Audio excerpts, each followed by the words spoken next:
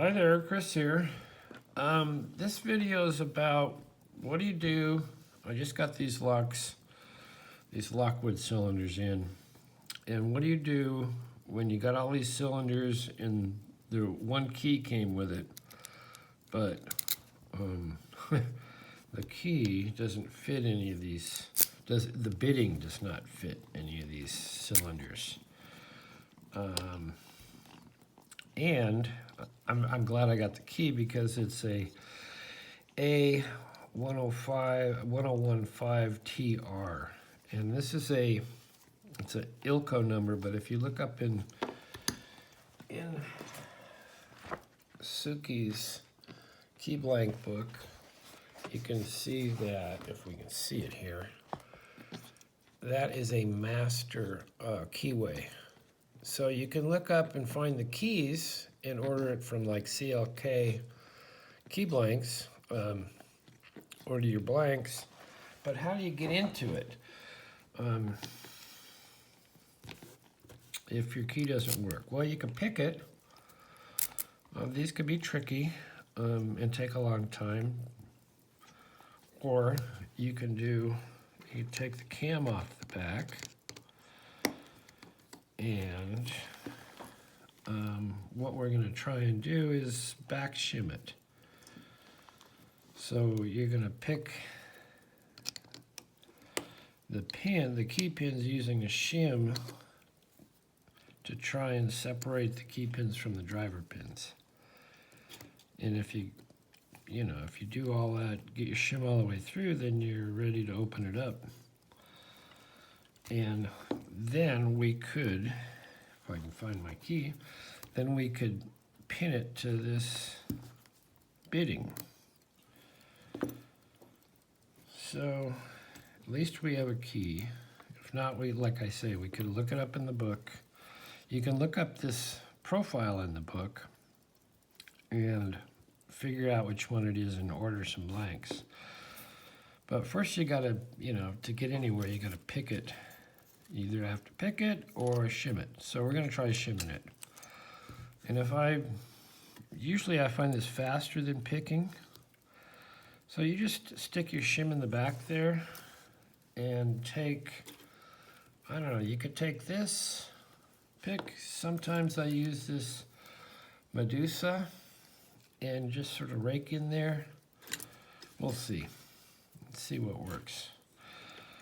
And generally that's a lot quicker than picking tricky locks. So I'll just reach in here, do the Paul Springett rear entry. Ooh, that didn't sound right. That was a giveaway that he did. If I can get my pick in there and get it started.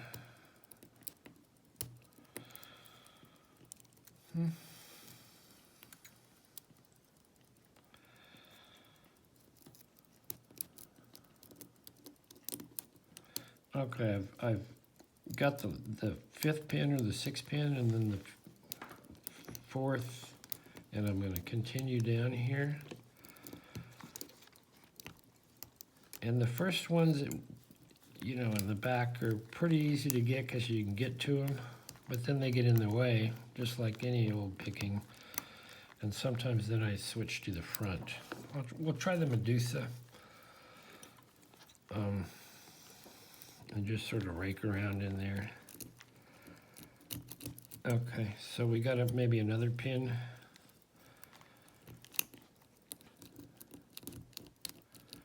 We got another one. We may be all the way through by now. Anyway, usually at some point I switch to the front, making sure my shim is square to this. Yeah, I'm still sitting on something.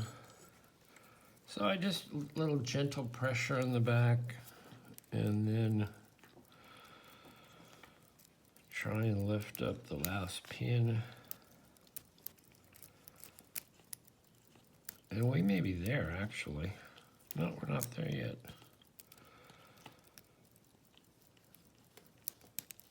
So we have one more to shim. we still good here? Yeah, we're still good. And sometimes it gets caught just a little bit, so you want to just pull it back just enough and just gently rest it against the side of that driver.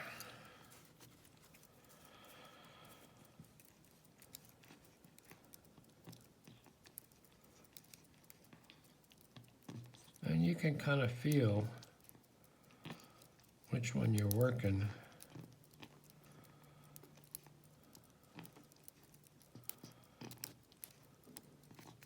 Okay, so we're all the way through. So we back shimmed all of them. And we want to turn this just like we're going to regularly gut it. And I guess I should get a painting tray. Move these out of the way. So that's a pretty quick way to do this. If you have a tricky lock to pick, sometimes it's just faster to do that. And what, today what we're trying to do is to repin this. So we're in. Then you take your key blank or your key that you're trying to pin it to. Whoops. There goes a master. Maybe two masters. Well, actually, this key doesn't match this bidding, so it doesn't really matter where that went. So that's good, that's good, that's good. So what we need is a master there or a longer pin. Here we need to have a shorter pin, and there you can put in a master or whatever, and then you're good to go. So how can you do that? What can you use?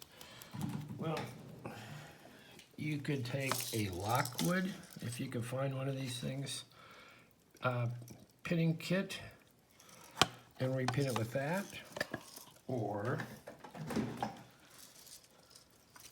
there you go, Sook. Or you could take a lab kit. This is kind of an old one, an oldie but a goodie. And get your pins out of there. But, oftentimes who wants to spend that much money on one of those, whole pinning kit? Well, on eBay they sell these, I guess they're kind of for reloads. These say for Schlegg, but they'll work for most of North American locks. So these go from 0 to 9. So then you can pin it up with this. And these are about, I don't think these are that expensive. I mean, I think they're under $20 on eBay. So there's your pinning kit. So you can go through there and then make this key work. So we figured out what the key is, because in this case, we had one. We had a number to go by, if we can focus. If not, you could look at the profile of the key and use a key blank. This is the Ilko key blank catalog. Those are about 20 bucks. And they're kind of helpful because they're Ilko keys, but they have all the different locks that they fit, and there's a ton of locks. So that will get you on your way to being able to pin these up or get blanks and hand file it to whatever bidding's in here, and then you got your locks working again. Anyway, I thought I'd show that.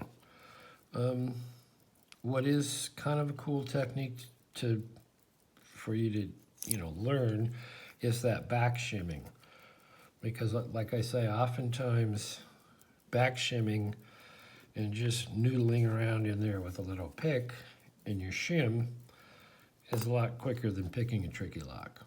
So that's all I have for you. Suki says hi, and thank you to all my new subscribers. Leave a comment, ask a question, and we'll see you next time.